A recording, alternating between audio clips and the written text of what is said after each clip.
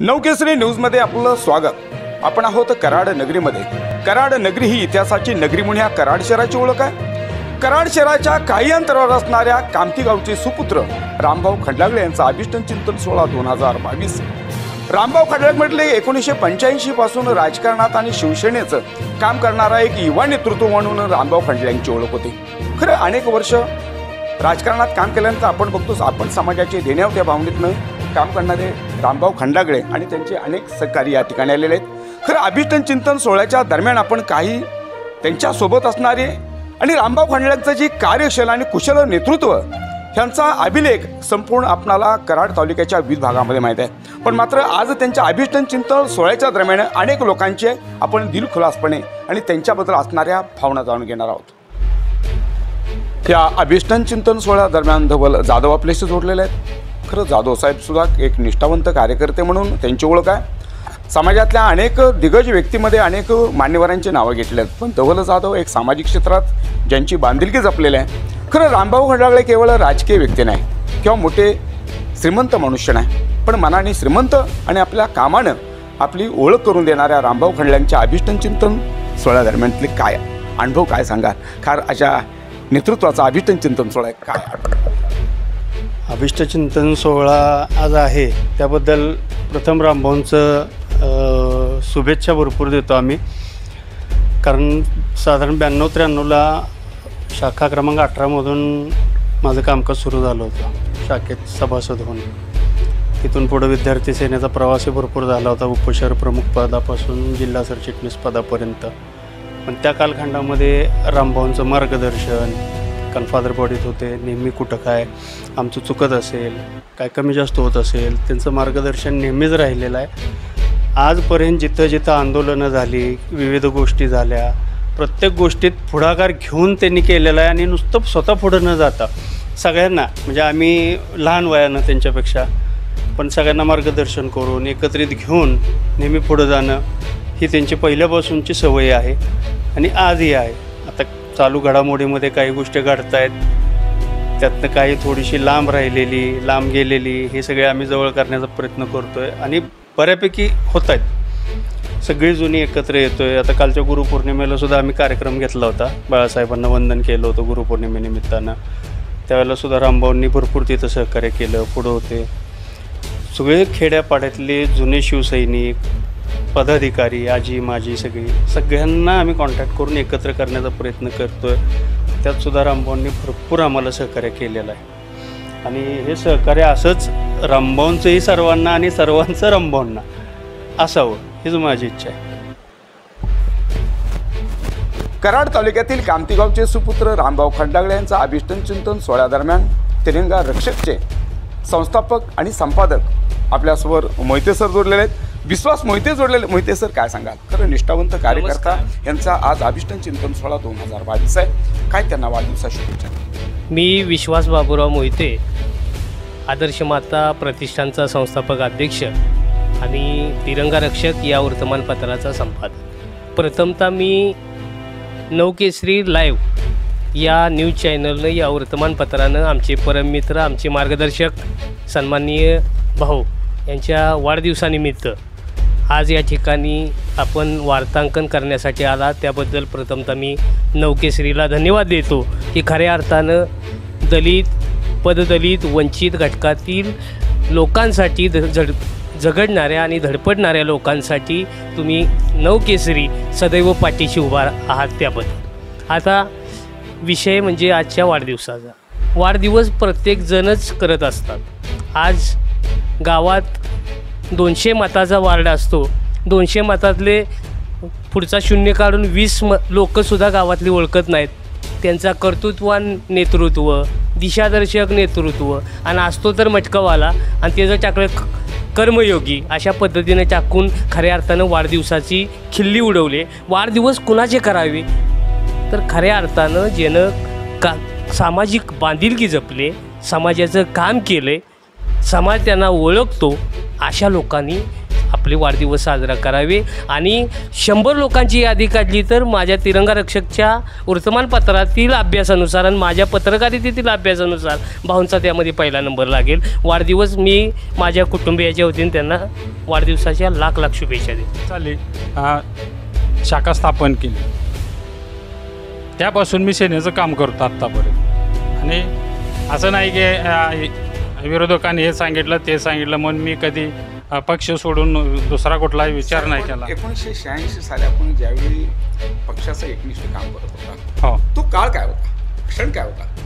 तो क्षण असा होता की आम्हाला एक त्या पक्षाचं म्हणजे जे आपण हे म्हणतो ना की एक प्रभाव होता. प्रभाव आणि जनतेसाठी सामाजिक काम करायची त्यांची एक पद्धत होती पक्षाची की 20% 20% राजकारण आणि 80% समाजकारण.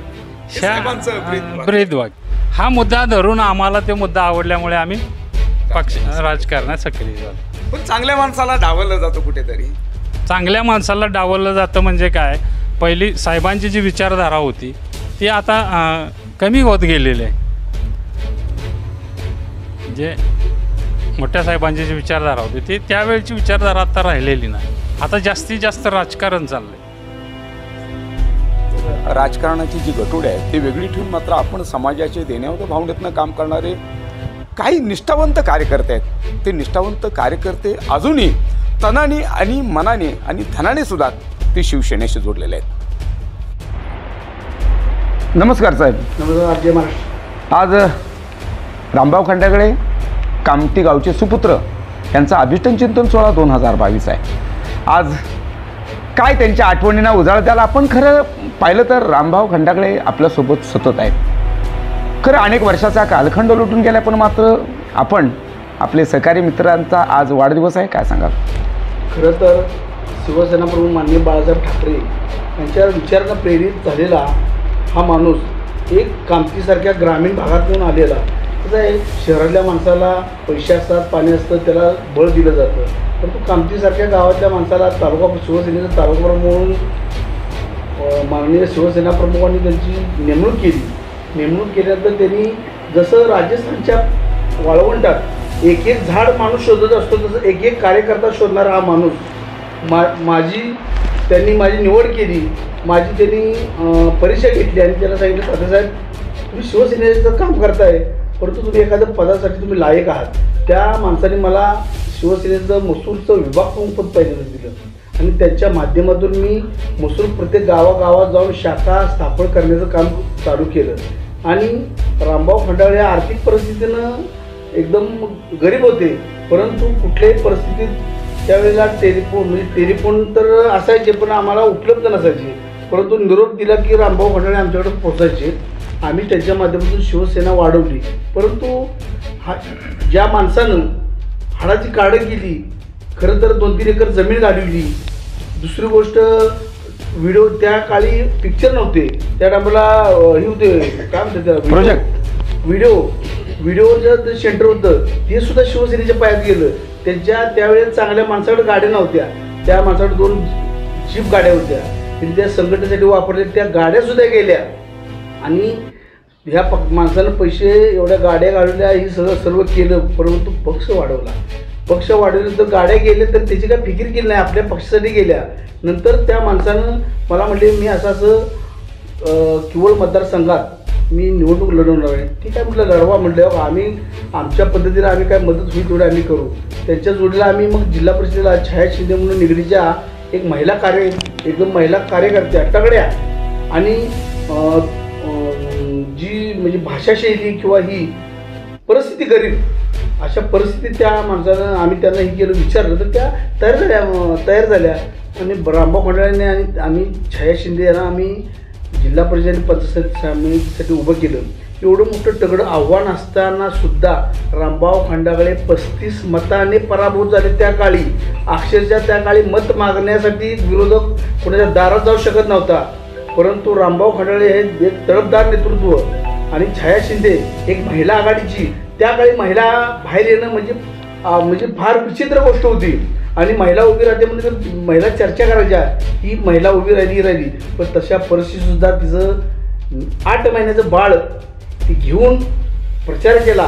सुरली, कामती, वाघेरी, इकडं पार्ले, बनवडी या भागात किवळ ह्या भागात त्यांनी प्रचार केला. काही वेळेला आम्ही त्याच्या मुलाला घेतलं, पण त्यांनी ती भाष्य करून हे केलं. परंतु दुर्दैवाने आम्ही ही झालो, काय झालं काय माहीत नाही. परंतु आमची थोड्या मतावर रामभाऊंची शीट गेली.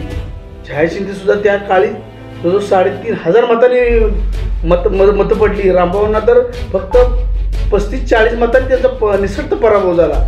अशा माणसाला आज खरं तर या माणसाने एवढी कष्ट केली, मेहनत केली, म्हणजे कार्यकर्त्यासाठी त्या माणसाला भरपूर त्रास झाला, कर्ज झालं, तिने पाठीमागं बघितलं नाही. परंतु ज्या वेळेला त्यांना पदावरून काढलं तेव्हा पदापासून बाजूला गेल्यानंतर त्या माणसाकडे दुर्लक्ष झालं. तर त्या माणसाच्या कुठंतरी पक्षानं दखल घेणं गरजेचं आहे असं मला वाटतंय. आज त्यांचा वाढदिवस आहे. आपलं घर, कुटुंब, संसार ह्या संपूर्ण गोष्टीवर तुळशीपत्र ठेवून फक्त शिवसेनेचं नेतृत्व आणि काम केलेल्या आज माणसाचा अभिष्टन चिंतन सोहळा आहे. उझरतं जाता जाता काय त्यांना शुभेच्छा द्या. म्हणजे माझ्याकडं बोलण्यासारखं शब्दच नाही. अक्षरशः त्या माणसानं एवढं हे केलेलं आहे ना, म्हणजे कष्टही. परंतु एक की त्यांना पैसे पाणी कमी मिळू द्या, पण त्यांना दीर्घ आयुष्य मिळू द्या आणि त्यांच्या मुलाबाळांचं कल्याण होऊ द्या आणि त्यांना कुठंतरी पक्षानं संधी द्यावावी. ही मला एक शिवसैनिक म्हणून किंवा मी त्याचा एक सहकारी म्हणून असं मला वाटतं की कुठंतरी त्यांना पक्षानं संधी द्यावी. आपण निष्ठावंत म्हणून आजपर्यंत काम करताय. गेल्या अनेक वर्षाचा कालखंड लुटून गेलेला आहे, पण कुठेतरी आता तरी योग्य दिशा मिळेल, न्याय मिळेल असं आपणाला वाटतं. तेव्हा आम्ही शिवसेना प्रमुख सैनिक आहोत. न्याय मिळेल या भावनेनंच आम्ही करतो. शेवटी न्याय द्यायचं न द्यायचं पक्षश्रेष्ठीच्या हातात आहे. 80% राजकारण आणि 20% समाजकारण ही शिकवण आहे बाळासाहेबांची. त्याच्यापण काय तुम्ही सांगा. नाही, आम्ही 80% समाजकारण केलं आणि 20%च राजकारण केलं. कारण का समाजात करताना अक्षरशः माझं म्हणा, रामभाऊचं म्हणा, अशा कितीतरी कार्यकर्त्यांचं समाज मोडले, माझे मोठे असे कमीत कमी जगो बेळगुंपे म्हणा, हे म्हणा, असे कार्यकर्ते आहेत, त्यांचे पाय मोडलेत. आम्ही पण कार्यकर्त्याच्या मत्तीला जाताना झालेले हे करून आम्ही समाजकारणच करतानाही झालेलं आहे. आणि कुणाची अक्षरशः ॲक्शन असू द्या, डिलिव्हरी असू द्या, काय आमच्या शाखा प्रमुखाच्या मुलीच्या लग्नासाठी आम्ही चोऱ्या केलेल्या आहेत. चोऱ्या म्हणजे काय की तिकडून तिकडून काय खोटं बोलून पैसे आणून त्याला पैसे देऊन त्याचं लग्न पार केलेलं आहे. हे असं आम्ही केलेले माणसं आहेत. आपण निष्ठावंत म्हणून कधी कधी अशा वेदना होतात की आपण या पक्षासाठी एकनिष्ठ राहिलं, पण आजपर्यंत कुठंतरी आपल्याकडे दुर्लक्षित केलं जातं. दुर्लक्षित तर झालेलं आहे. शरद भाऊसारखा माणूस सुद्धा आम्हाला गेल्यानंतर म्हणजे हे ग्रामीण भागातून आले, त्यांना खुली दिली पाहिजे. आम्ही त्याच्यावर लॉजला राहायचो, तिथंच खायची जी यादव म्हणते होती त्यांची सोय करायची चेंबूरसारख्या ठिकाणी. परंतु आता कसं आहे, जी आता नवी पिढी आल्या आणि त्यांना कसं आहे त्यांच्या मॉडर्न कार्यकर्ते मॉडर्न कार्यकर्ते पण निवडणार नाही. निष्ठावंत कार्यकर्ते जी आज शिखर आहे ती खाली आम्ही आज दगड आहे मजबूत, त्या दगडावर शिखर मजबूत आहे म्हणून शिवसेनेला काय होत नाही. हीच खंत आज मलाही वाटते की ही शिखर मजबूत आहे ती या दगडामुळेच आहे. त्यांनी भरपूर कष्ट केलं आणि भरपूर शिवसेनेसाठी पक्षासाठी आमच्या आयुष्याची राखरांगोळी करून घेतली. खरं पक्ष वाढवला. घराजवळवर तुळशीपत्र ठेवून फक्त समाजाची सेवा कर.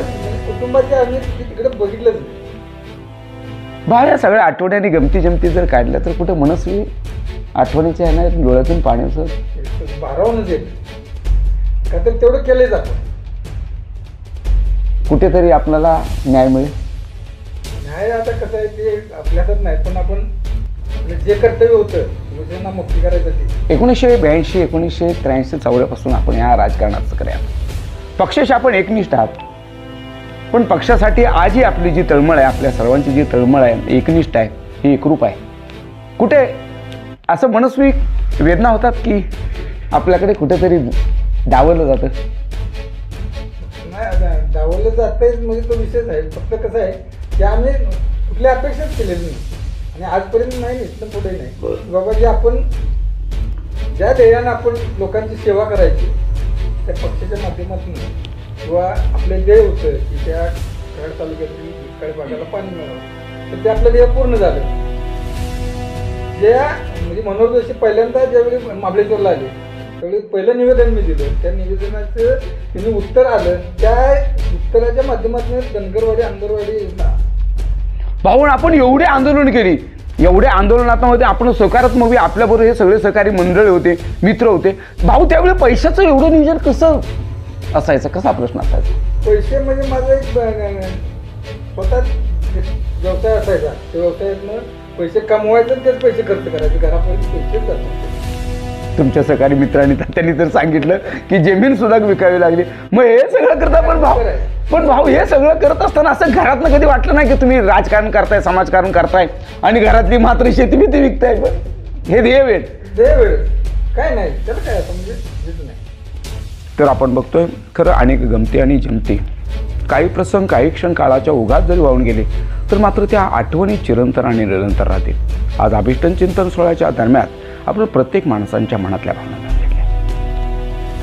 ताई, अनेक आठवणींना आपण उजाळा देतात, पण मात्र असे निष्ठावंत जे कार्यकर्ते ते कुठेतरी दुर्लक्षित होतात का? अगदी बरोबर आहे. आणि खरं तर त्यावेळेसच मग भाऊंच्यानी माझी ओळख झाली. मी शिवसेनेच्या कामात सक्रिय झाली आणि त्याच्यामुळं 1997 साली मी औद्योगिक प्रशिक्षण संस्था कराड इथे ITIला प्रशिक्षण घेत असताना भाऊ पंचायत समितीला उभे राहायचं ठरवलं आणि मला झेडपीसाठी उभं राहा असं सांगण्यासाठी घरी आले. घरी आल्यानंतर भाऊंना सांगितलं, भाऊ हे कदापिही शक्य नाही, माझी तेवढी काही परिस्थिती नाही आहे, माझं बाळ लहान आहे आणि मी कॉलेज करते, मला काही इलेक्शनचं एवढं जमणार नाही. त्यावेळेस मला भाऊनी सांगितलं की ताई तुम्ही अजिबात घाबरायची गरज नाही, आम्ही आहोत आपल्यासोबत.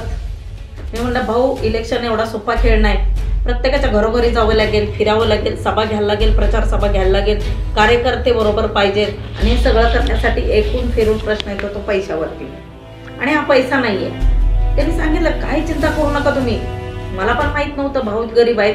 मी भाऊला पांढऱ्या ड्रेसमध्ये कोटात बघतो त्यामुळे मला असं वाटायचं त्याच्यामुळे भाऊंचा काय एवढासा अनुभव नव्हता. मी म्हटलं ठीक आहे बाबा, लय पांढऱ्या ड्रेसमध्ये येत आहेत म्हणल्यावर ह्यांच्याकडे बहुतेक पैसे दिसतात, जास्त दिसतात. मग 97 साली तिकीट मिळालं मला झेडपीचं, जिल्हा परिषद किवळ गटातून. आणि भाऊनी पंचायत समिती लढायचं ठरवलं.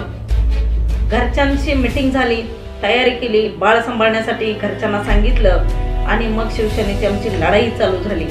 मग पहिलं शिवसेना अगोदरच वयाच्या 16 वर्षापासून, आज माझं वय आहे 47 वर्ष, पण वयाच्या 16 वर्षापासून भगवा हातात आहे.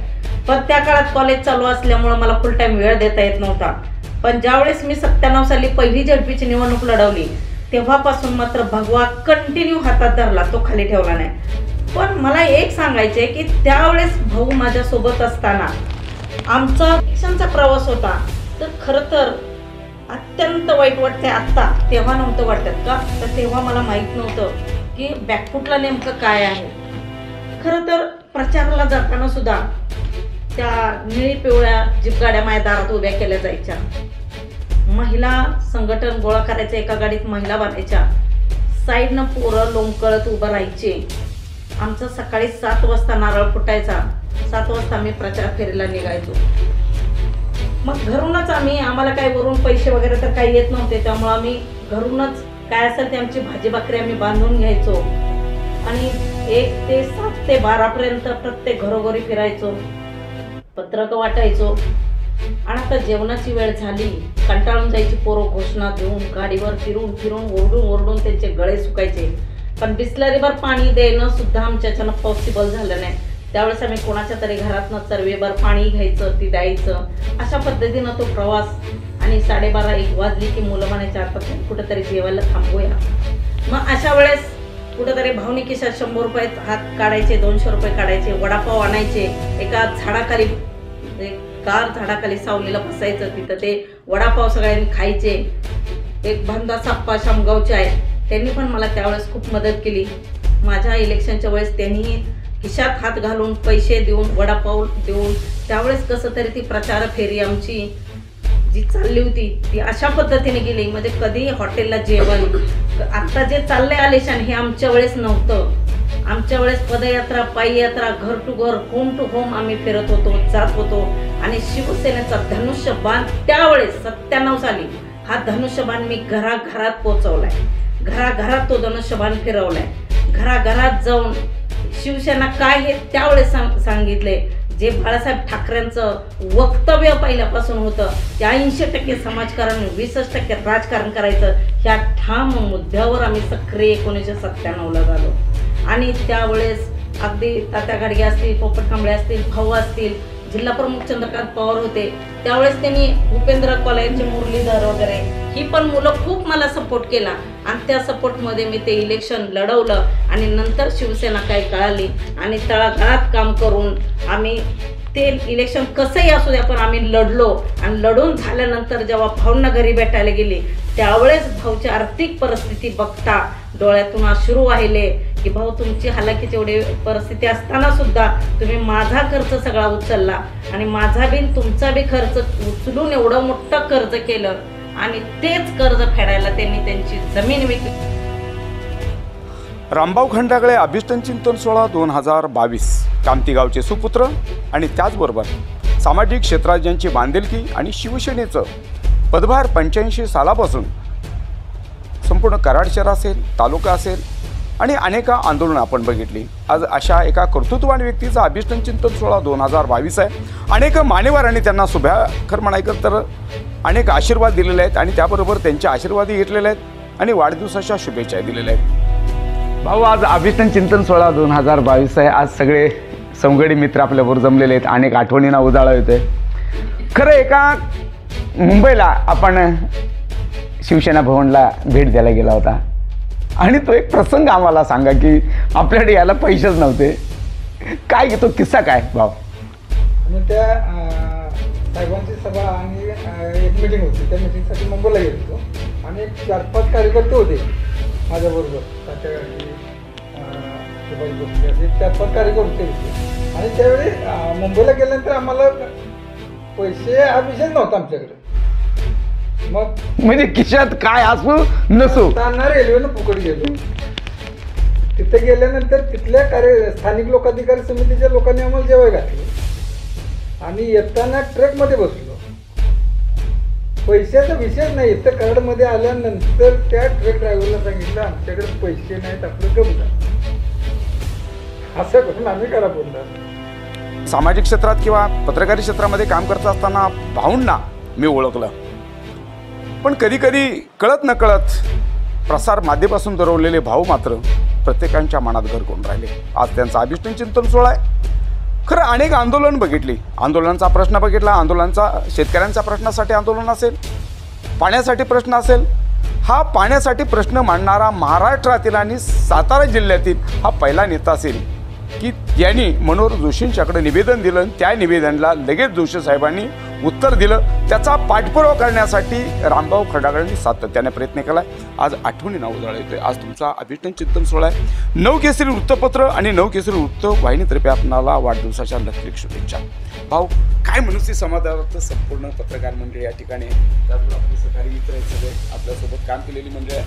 आपण जे काम केलेलं आहे, जरी कुणी आपली दखल न घेतली तर मात्र अनेक लोकांनी आपली दखल घेतलेली आहे. काय मनुष्य समाज? मी वयाच्या म्हणजे 24-25 वर्षापासून 1985 साली बाळासाहेबांच्या विचाराला म्हणजे एकदम प्रेरित होऊन, त्या विचारांनी प्रेरित होऊन मी शिवसेनेचं काम चालू केलं आणि 1985ला शाखाप्रमुख म्हणून मी सुरू केलं. आणि डोक्यात एकच की समाजाची सेवा करायची, लोकांचं काम करायचं. पाण्याचं प्रश्न असतील, लोकांचे काय असतील, तर ह्या 24 तास डोक्यात एकच काम की लोकांची सेवा. घरचं कुटुंबाचं काही बघितलेलं नाही. आणि त्या भावनेनं मी पूर्ण आयुष्य माझं 20-25 वर्षाचं टोटल आयुष्य मी लोकांच्यासाठी वाहून घेतलं, स्वतःसाठी काही नाही. प्रथम आणि त्यावेळी असं आंदोलन म्हटलं की शिवसेनेचं आंदोलन असं कडक तीव्र आंदोलन करून आम्ही ते पाण्याचा प्रश्न, त्या पाण्याच्या प्रश्नासाठी पहिल्यांदा मनोहर जोशी आले त्यावेळी मी निवेदन दिलं. आणि आमची एकच मागणी असायची की कराड तालुक्यातील दुष्काळी भागाला कायमस्वरूपी पाण्याची सोय करा. मग ही मागणी आम्ही कंटिन्युअस प्रत्येक आंदोलनात धरून धरून ती पूर्णत्वाकडे नेली. मग ते समाधान वाटतं मला की बाबा मी कुठल्याही अपेक्षेनं काम केलं नाही. फक्त आज त्या ज्या योजना झाल्यात त्यात माझा खारीचा वाटा आहे आणि मी हे समाजासाठी काम केलं आहे, माझं आयुष्य समाजासाठी गेलं. भाऊ एक मला आठवणीनं उजाळा देतो, आपण आपल्या ह्या राजकारणासाठी समाजसेवेसाठी आपण आपली जमीन सुद्धा गावात लावली. खरं भाऊ हे खरं दुःख आहे माणसाच्या मनाचं, पण आपण निष्ठावंत कार्य करताय तरी पण कुठंतरी थोडं दुर्लक्षित झाल्यासारखं वाटतं. ठीक आहे, नाही फक्त आपलं समाधान आहे, पण मी लोकांची सेवा केली यात समाधान. खरं खऱ्या नेतृत्वाला खरं जी साथ असते, जी जोड असते ती मात्र दुर्लक्ष झाली. रामभाऊने आयुष्यातला प्रत्येक क्षण समाजसेवेसाठी गाठला आहे. अनेक आंदोलनामध्ये रामभाऊनी जो खर्च केलेला, रामभाऊनी कधी जे केलेलं आहे ते कधी कुणाला दाखवलं नाही, पण रामभाऊनी ह्या समाजसेवेसाठी आणि ह्या नेतृत्वासाठी आपली स्वतःची जमीनसुद्धा देऊन मोठं योगदान दिलेलं आहे. खरं रामभाऊचा हा मोठेपणा आहे, पण मात्र रामभाऊसारखी जी माणसं अजून प्रसिद्धी माध्यमापासून दुरवली होती ह्याची खंत वाटते. खरं घेतलेला माणूस लक्षात राहतो, पण समाजासाठी दिलेलं योगदान रामभाऊ खंडागळेसारखी माणसं ह्या महाराष्ट्रामध्ये आणि ह्या सातारा जिल्ह्यात आहेत याचं खूप मोठं समाधान आहे. माणसं जन्माला यावी ती रामभाऊ खंडागळेसारखी साधी सरळ स्वच्छ मनाची, आपण समाजाचे देणे होते भावनेतनं जगणारी. पण खरंच अशाच माणसाला दुर्लक्षित कुठंतरी होतंय का हा सर्वसामान्याचा प्रश्न उभा राहतो. आज अभिष्टन चिंतन सोहळा 2022च्या दरम्यान रामभाऊ खंडागळे यांच्याशी आपले हजारो जनसमुदाय आपण बघितलं, त्यांच्यासोबत काम करणाऱ्या अनेक लोकांनी आपल्याला मनातल्या भावना सांगितल्या. पण खरं निष्ठावंत कार्यकर्त्याला असं दूर लुटून चालतं का? तर आता तरी पुन्हा रामभाऊ खंडागळेसारख्या एका नेतृत्वाला हात देण्याची गरज आहे, साथ देण्याची गरज आहे, आणि तेव्हाच दुर्लक्षित झालेले कुठंतरी जे नेते आहेत ते पुन्हा उभारी घेतील असं म्हणायला हरकत नाही. Cameraman Tanmay Patil, reporter Sagar Patil, Karad.